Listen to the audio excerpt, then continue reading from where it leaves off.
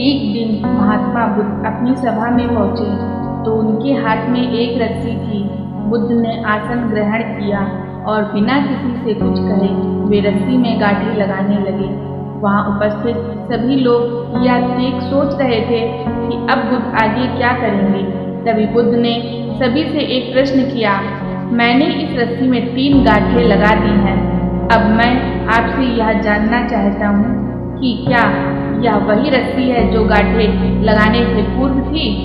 एक शिष्य ने उत्तर दिया, कहा गुरुजी, इसका उत्तर थोड़ा कठिन है। यह वास्तव में हमारे देखने के तरीके पर निर्भर है। एक दृष्टिकोण से देखें तो रस्सी वही है, इसमें कोई बदलाव नहीं आया। दूसरी तरह से देखें तो अब इसमें 3 गांठें लगी हुई हैं जो पहले नहीं थी, अतः इसे बदला हुआ कह सकते हैं। सत्य है, बुद्ध ने कहा।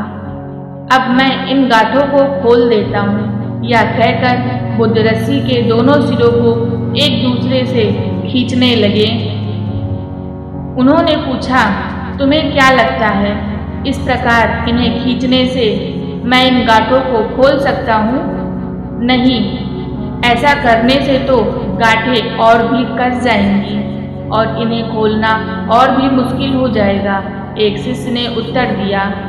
बुद्ध ने कहा, ठीक है, अब एक आखिरी प्रश्न बताओ, इन गांठों को खोलने के लिए हमें क्या करना होगा? एक शिष्य ने बोला, इसके लिए हमें देखना होगा कि इसे कैसे लगाया गया था। मैं यही तो सुनना चाहता था। मूल प्रश्न यही है कि जिस समस्या में तुम फंसे हो, वास्तव में उसका कारण क्या है। बिना कारण जाने निवारण असंभव है। मैं देखता हूँ कि अधिकतर लोग बिना कारण जाने निवारण करना चाहते हैं। कोई मुझसे ये नहीं पूछता कि मुझे क्रोध क्यों आता है।